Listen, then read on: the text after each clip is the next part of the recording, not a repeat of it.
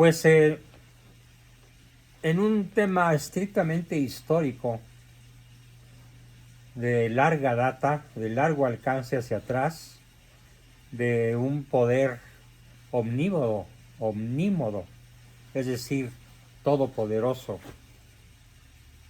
En estos momentos en México tenemos la oportunidad, dentro de nuestro taller de historia, de ir a la causa raíz de los grandes males que azotan a México. Los voy a decir no necesariamente en orden de importancia, pero espero decir cuando menos los 5 o 6 más importantes. La inseguridad, la economía, la salud, de tal parece que a este hombre le interesa que haya más enfermos, la falta de educación, el descuido absoluto de una buena educación de calidad y desde luego el ataque sistemático y sistémico contra la religión católica, si bien no de una manera sangrienta, pero sí de una manera soterrada, muy eficiente y muy eficaz, que en cierta forma tiene a la Iglesia silenciada. Porque muchísimas de las cosas que la Iglesia podría estar gritando, como lo hacen en otros países, en el nuestro pues sí sacan comunicados y 2 o 3 obispos se atreven a poner los puntos sobre las íes, pero hace muchísima falta sacudirse ese yugo en el que la Iglesia está sometida en México. ¿Por quién? Por el Estado.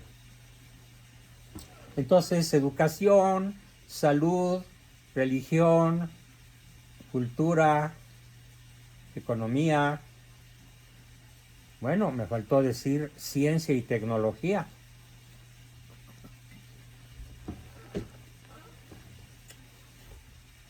Muy degradadas en comparación a otros sexenios. Nunca estuvo bien, pero ahora está peor que nunca porque ni siquiera tiene recursos para sobrevivir. Todo esto, ¿de dónde proviene? Por eso el título de esta sesión, efectos perniciosos o efectos destructivos del laicismo en México. Vamos a diferenciar la palabra laicismo respecto de la palabra laicidad. No es lo mismo. Pongan mucha atención a la diferencia y grábenla. La laicidad es algo saludable que consiste en que la Iglesia y el Estado están separados. Y es como el juego de Juan Pirulero, en donde cada quien atiende a su juego. La Iglesia se ocupa de la salvación de las almas, de la proclamación de la verdad de Cristo, del combate a las herejías, de la denuncia del mal, sin cortapisas, sin impedimentos, gozando de una cabal libertad, pero está separada del Estado. Así que la Iglesia no se mete en cuestiones políticas, no se mete en cuestiones de seguridad, de economía, pero sí se mete, por ejemplo, en la sana laicidad, en cuestiones de educación. Y se puede decir que en los países donde hay una saludable laicidad, la educación privada, cristiana o católica, tiene un auge notable. Y en México está reducida al 3% de la población escolar, pero además con muchas limitantes, con muchas desventajas. Dentro de la laicidad todavía, del otro lado, tenemos el otro poder, el poder del Estado. El Estado legisla, el Estado procura la seguridad, el Estado procura también centros educativos de todos los niveles, el Estado vigila que que en la economía se cumpla la máxima de lograr el máximo bien posible para el mayor número posible de personas, pero no se mete para nada dentro de la laicidad en los asuntos religiosos. Y tampoco la Iglesia se mete para nada en los asuntos del Estado, en los asuntos materiales, económicos, de seguridad, que competen al Estado como tal.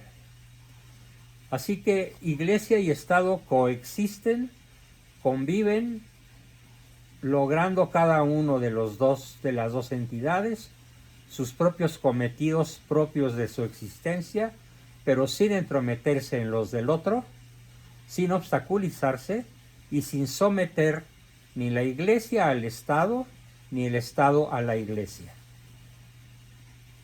Todo esto se describe como una sana laicidad. Y ahora tenemos el azote.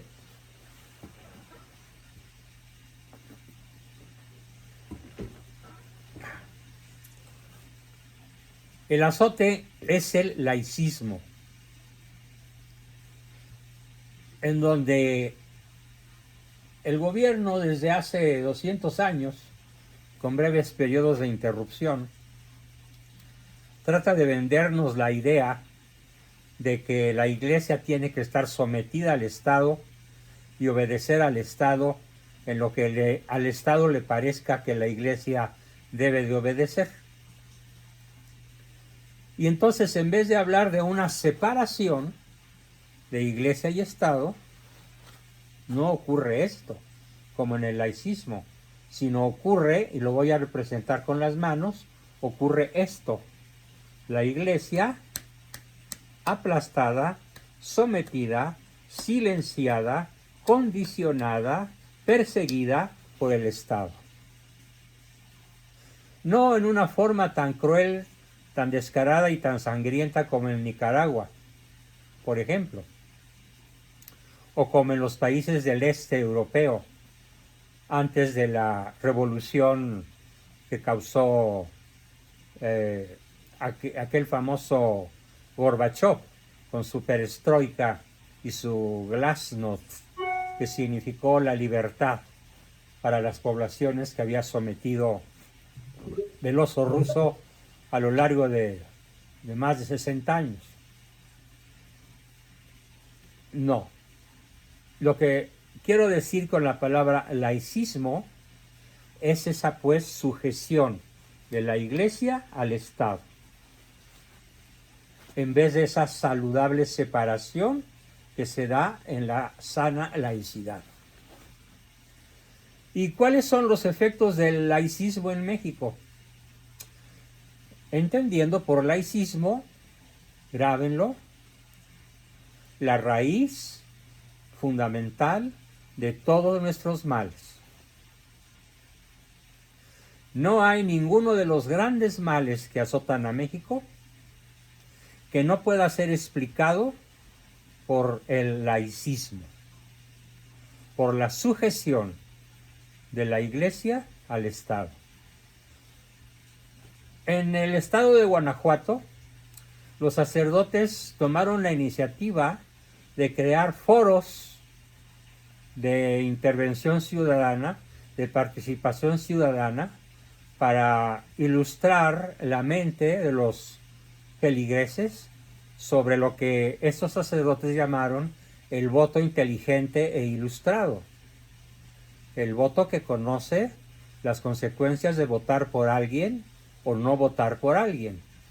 Y bueno, es noticia de hoy en la prensa nacional que el estado de Guanajuato inmediatamente se les tiró a la yugular y los amenazó con detenerlos y encarcelarlos si ellos se atrevían a continuar con la propagación y la realización de estos foros de ilustración del voto inteligente y responsable. Claro, porque el estado de Guanajuato, como todos los demás estados, incluyendo los que no gobierna Morena, saben muy bien que pueden perder sus canonjías, pueden perder sus privilegios, si la población llegase a votar de modo inteligente, de modo ilustrado y de modo consciente. Por lo tanto, el Estado mexicano, en cualquier estado de la República, va a impedirle a la Iglesia celebrar foros de ciudadanos para ilustrar la conciencia de ellos y que puedan emitir un voto responsable, por ejemplo, contra el comunismo que se avecina a marchas aceleradas. A través de la judía búlgara Claudia Sheinbaum, de la Cuatrote y de toda la horda de feroces comecuras, de feroces leninistas marxistas que rodean al bulto de Palacio como asesores, sobre todo venezolanos, cubanos y nicaragüenses. La peor ralea del mundo ha venido a vivir a México para lograr instalar en México, si nos dejamos, un país, un estado, una nación sometida a las garras del leninismo, marxismo, comunismo, del más profundo rojo sangre. Por esa razón es tan importante, queridos amigos, que aprovechemos nuestro taller de historia para hacer aquí lo que el Estado les impide a los señores curas. Hacer aquí lo que el Estado les impide a los sacerdotes hacer.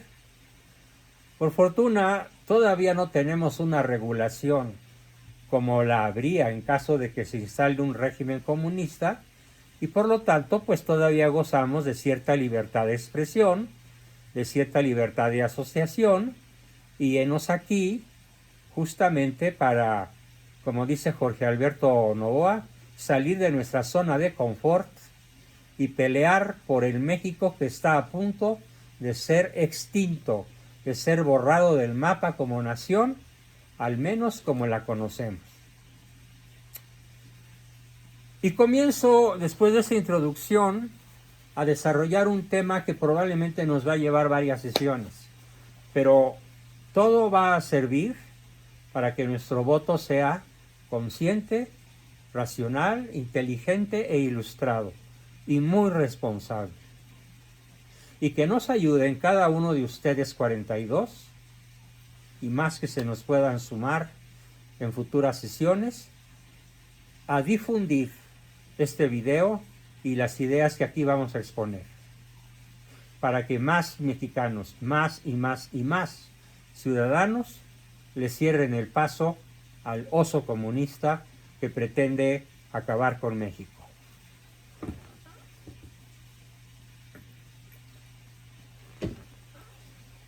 ¿Cuándo se instala por primera vez un gobierno laicista en México? Pues se instala tan lejos como en un 1824,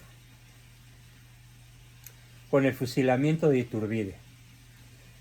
El gobierno masón instala una constitución laica, laicista, atea, perseguidora y en cierta forma antimexicana. Y viene la pelea de los federalistas contra los centralistas, pelea que dura décadas.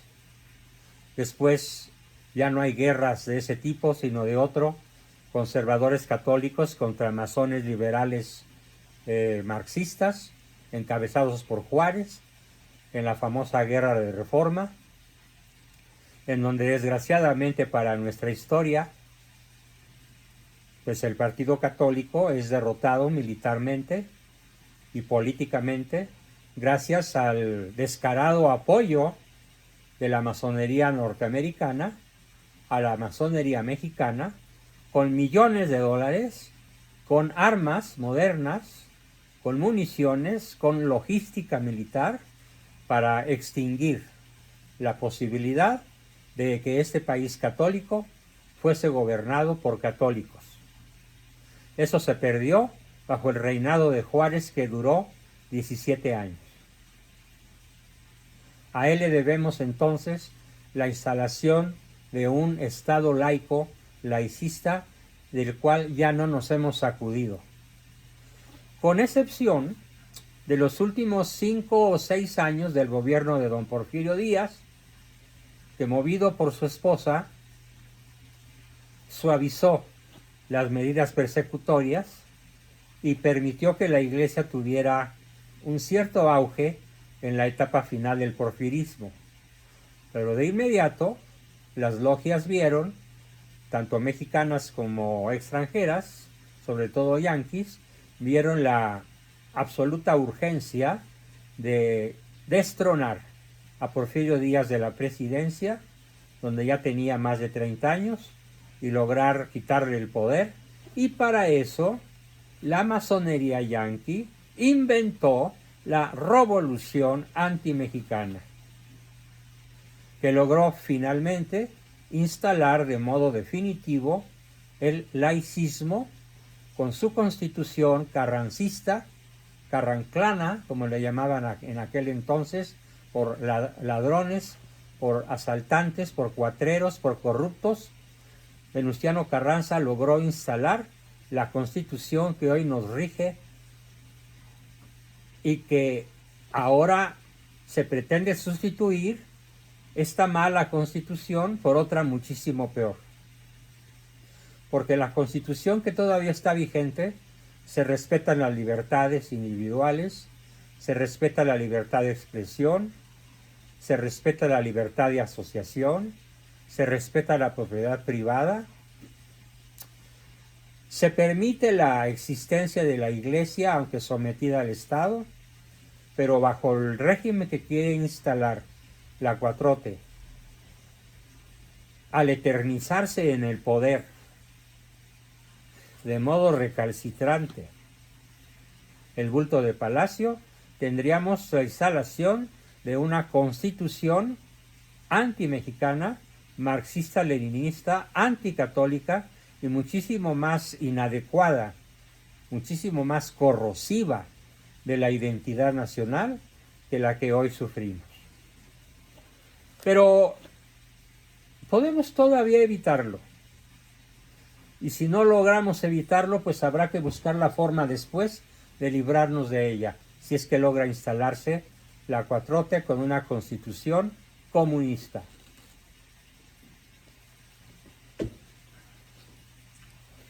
Gracias al laicismo, fuimos construyendo un esperpento de sociedad,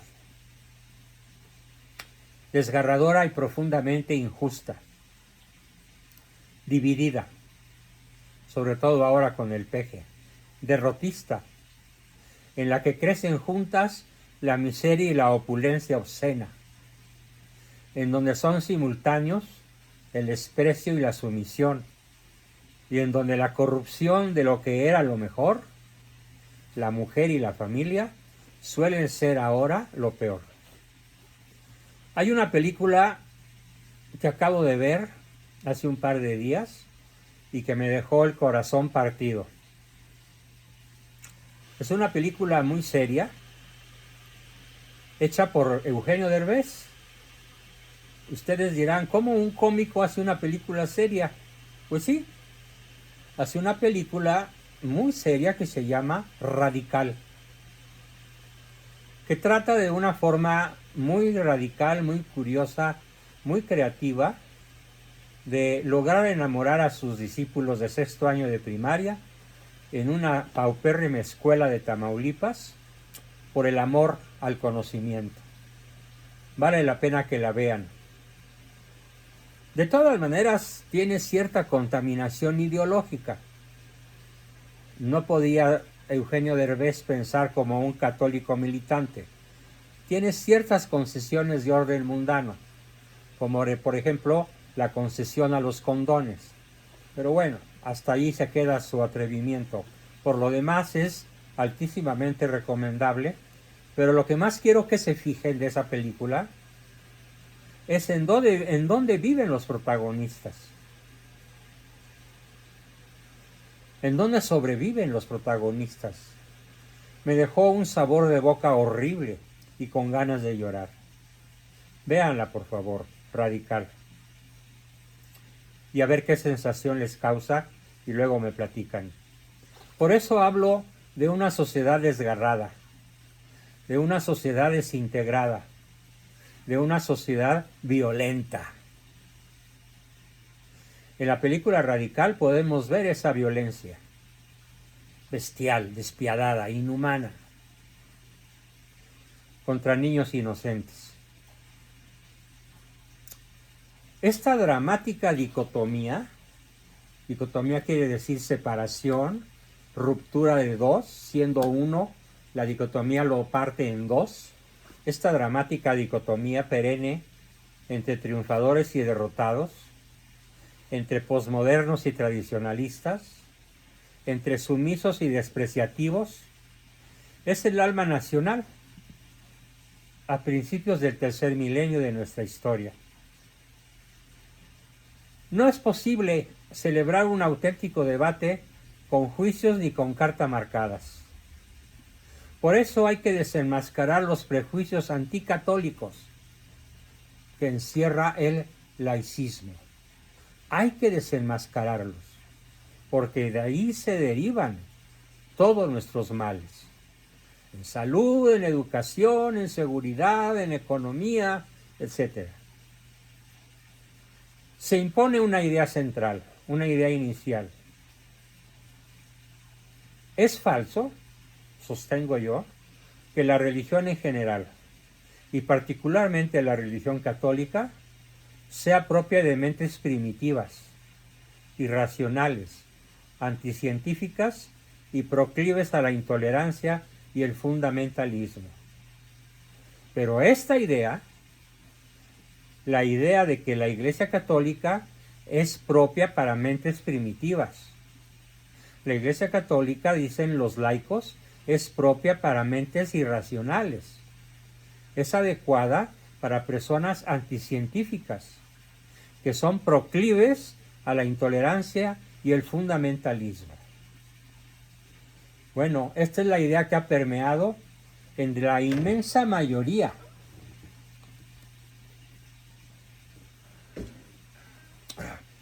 de los maestros normalistas de este país, de los que tienen en sus manos las mentes de los niños desde kinder hasta las universidades, que para ser católico, dicen ellos, y esta es la idea que ha logrado sembrarles la revolución antimexicana, laicista, de que solo una mente primitiva, irracional y anticientífica puede aceptar vivir el catolicismo, cuando la realidad histórica nos va a decir exactamente lo contrario. Porque nada más un solo argumento. La gran mayoría de los premios Nobel o son católicos o se convirtieron al catolicismo. ¿Gracias a qué? Gracias en gran medida a los descubrimientos realizados detrás de un microscopio, detrás de un telescopio o en diversos formatos de investigación científica. Esos premios Nobel a escala mundial fueron absorbidos por la mentalidad tan superior, tan racional, tan científica y tan apoyadora de la tolerancia y enemiga del fundamentalismo como lo es la verdadera catolicidad. El verdadero católico, pues, no tiene una mente primitiva. Eso es lo que el laicismo intentó sembrar entre nosotros. No tiene una mente irracional. Falso. No tiene una mente anticientífica. Y el verdadero católico tampoco es proclive, o sea, inclinado a la intolerancia y el fundamentalismo. El verdadero católico es tolerante, sabe convivir y coexistir con otros credos religiosos sin atacar a las personas porque ante todo el católico practica la caridad. Y tampoco el verdadero católico es fundamentalista, en el sentido que lo es el árabe, el islámico, el comunista. Allí sí se dan fundamentalismos, en el católico no. El católico no es fundamentalista, es fundacional, cosa muy diferente. Fundacional quiere decir que se atiene a la palabra de Cristo, vigente en nuestra tierra desde hace 2000 años. Continuando con mi aclaración inicial sobre la laicidad, debo decir que la religión, como lo dicen los laicos de este país, no es una molestia pública, como lo es el humo o el neblumo que inunda nuestras ciudades a partir de los escapes de los automóviles. No es una molestia pública que se tolera en privado, pero que en público debe someterse a estrechas limitaciones. No. El bien público y la ordenada paz que produce la justicia y por ende el Estado de Derecho, fíjense bien en esto, la verdadera paz, el bien público que produce la justicia y por ende el Estado de Derecho no son posibles sin las virtudes cristianas que la fe católica fomenta e inspira para obtener una convivencia pacífica y verdaderamente, auténticamente humana. La Iglesia Católica, pues, respeta la sana laicidad del Estado. Laicidad, no laicismo. Y fomenta la autonomía de las realidades terrenas, sin meterse en ellas. Pero no acepta, la Iglesia Católica, la sumisión a los mandatarios de la sociedad civil. La Iglesia nunca lo ha aceptado. Si se ha sometido es por la fuerza, o por el engaño, o por la manipulación.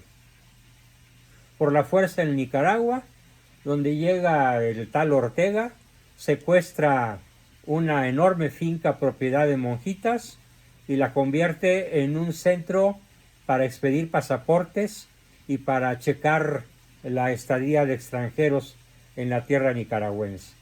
Y las monjitas literalmente fueron echadas a la calle y ahora dependen de la caridad pública. Simplemente para comer, para beber y para tener un techo donde guarecerse. En México no hemos visto esto desde Lázaro Cárdenas, pero porque acá digamos que son más astutos. Acá la persecución no se da como en Nicaragua o como en Venezuela. Acá la persecución se da de una manera muchísimo más sutil, muchísimo más astuta e inteligente. De tal manera que la población en general no se dé cuenta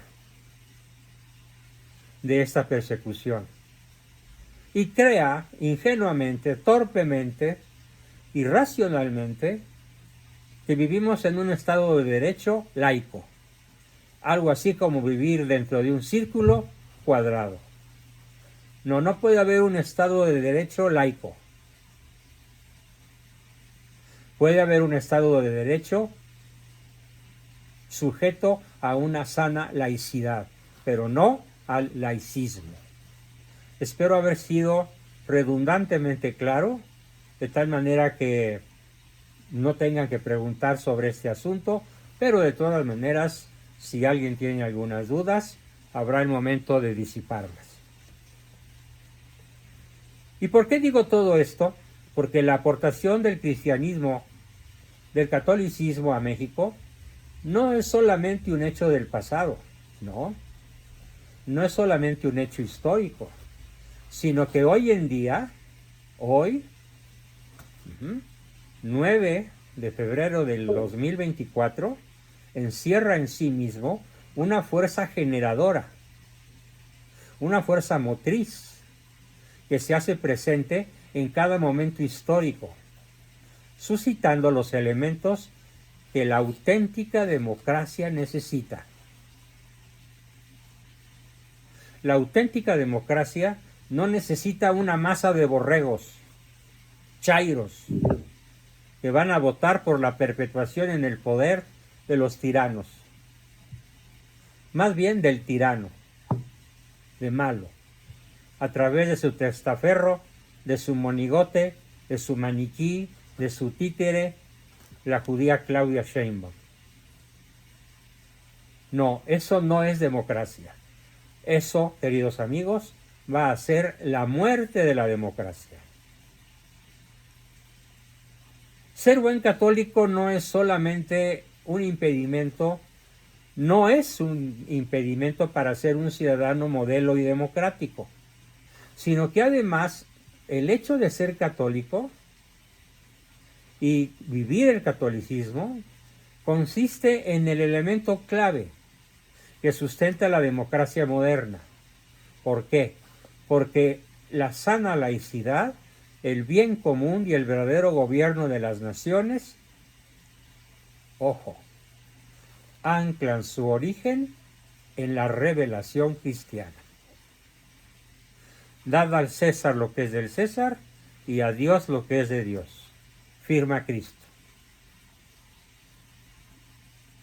Porque el catolicismo ha colaborado de muchas maneras, de incontables maneras, que revisaremos con detalle en nuestro taller de historia, ha colaborado de muchísimas maneras en la formación, en la construcción de la cultura humana. Y por lo tanto, no ha de sorprender que la sana laicidad, correctamente entendida, pueda y deba conjugarse con la cultura católica. La sana laicidad es católica. El catolicismo lucha por la sana laicidad, por la conjunción de fuerzas sin invadir la Iglesia al Estado, ni el Estado a la Iglesia, y muchísimo menos someterse el uno al otro o el otro a la otra. No. Sino colaboración por el bien. En el caso de la Iglesia, por el bien espiritual, y en el caso del gobierno de los estados, por el bien material. En México, los efectos del laicismo ateo se observan incluso en nuestro ramplón sincretismo pseudo-religioso. ¿Qué es eso del sincretismo?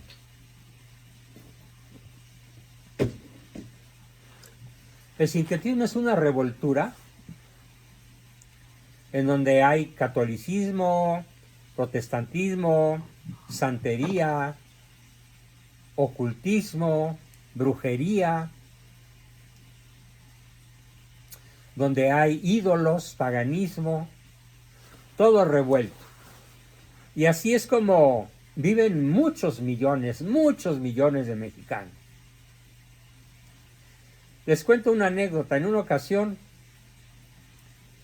íbamos de Matehuala a la frontera y nos paró un retén de soldados. ¿Y qué estaban haciendo? Estaban demoliendo una capillita del culto a la Santa Muerte.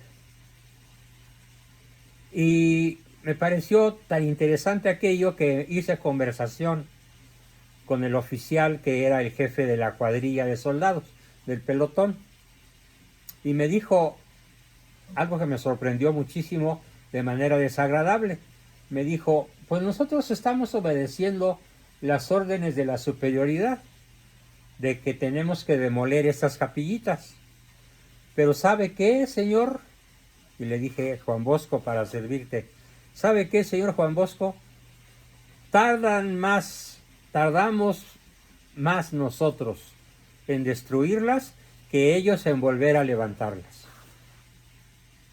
De tal manera que cuando nosotros lleguemos a la frontera, lo más probable es que ya se hayan levantado nuevamente todas las capillitas del culto a la Santa Muerte.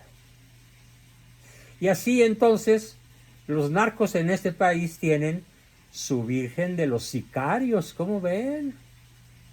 La Virgen que protege a los sicarios, según ellos. O sea, la Virgen que protege a los sicarios para que el balazo que le dan a la víctima vaya directo al corazón, o el puñal que le entierran cause una hemorragia en los órganos vitales de la persona que mata el sicario, y a eso los ayuda, según ellos, la Virgen de los Sicarios.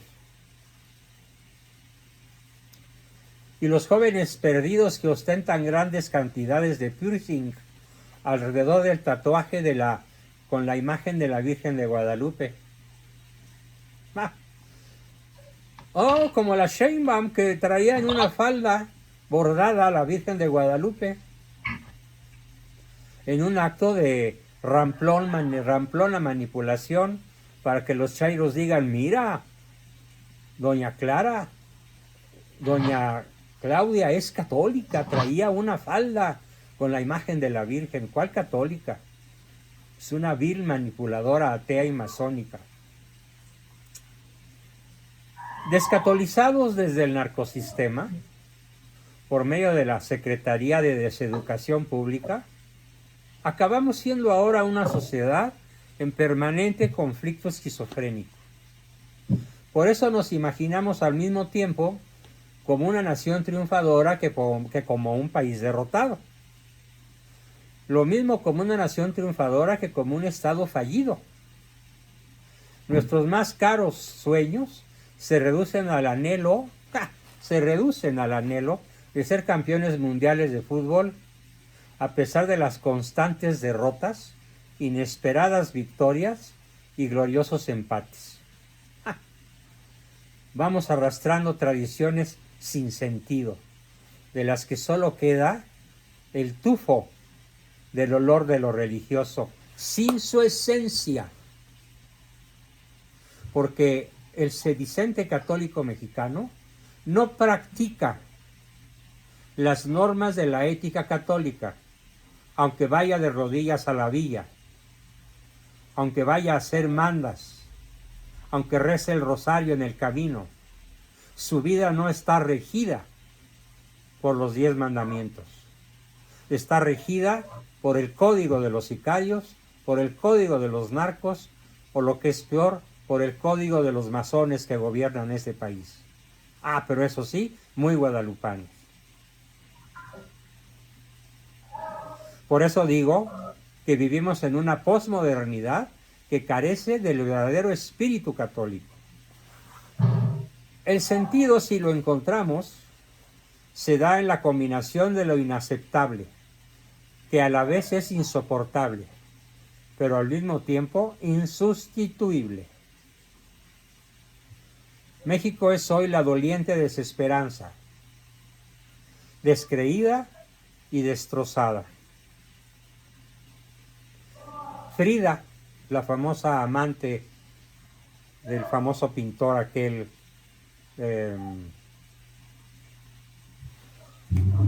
¿cómo se llama? Perdón, tuve un lapsus brutus. Diego. Sí, ese mero. Insensato. La doliente desesperanza de la descreída y destrozada Frida, y en el no menos doliente, desesperado, descreído y destrozado Diego. Es el ateo irredento, Octavio Paz, premio Nobel, que dijo a su interlocutor en su lecho de muerte: tengo la certeza de que dentro de media hora, cuando yo haya muerto, entre yo y ese vaso con agua no habrá ninguna diferencia. Y se murió sin aceptar la eternidad ni la trascendencia, y ahora ya sabe en dónde está, que es inmortal, que no fue aniquilado y que está pagando las consecuencias de haber sido un descreído, racional e inteligente, al grado de lograr un premio Nobel de literatura, pero haciendo de su vida y de sus escritos un canto al ateísmo militante. Y este es el México de Gloria Trevi. Es el México de Televisa, Telerisa, y de Televisión Tarazteca, y de los irreverentes Carlos Fuentes y Monsiváis. Es la millonada de construcciones a medias, con bloques espantosamente grises. Lo van a ver en la película Radical.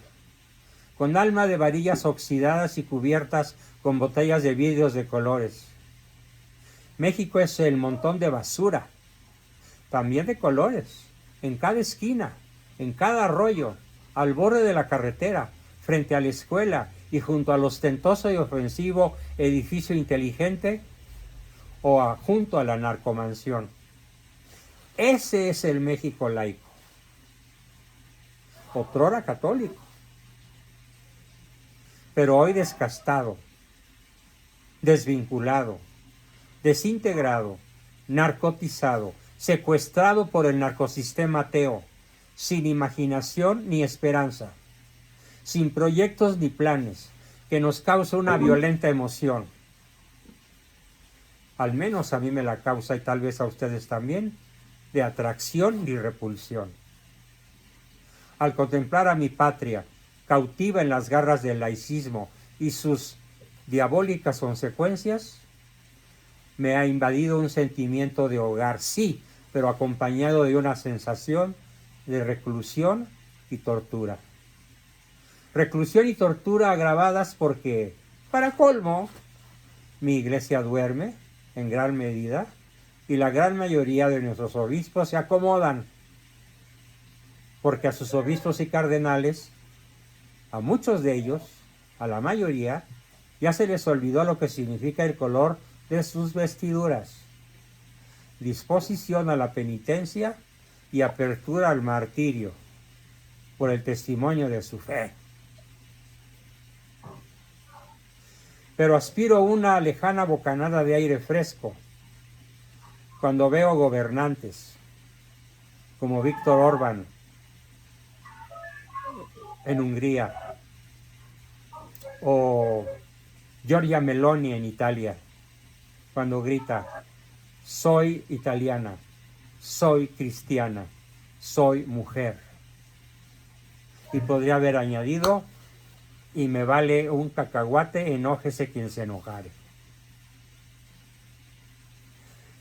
Pero qué lejos está México, con una mayoría de habitantes, no de ciudadanos, habitantes católicos, llegar a merecer verdaderamente el nombre de un país católico.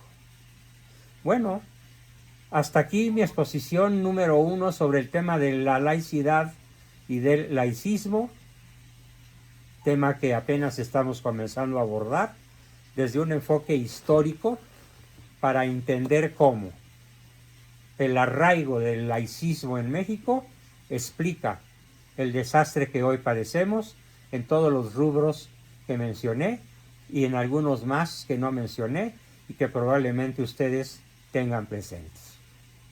Hasta aquí mi exposición y comenzamos como siempre con sus preguntas, aportaciones, dudas y comentarios.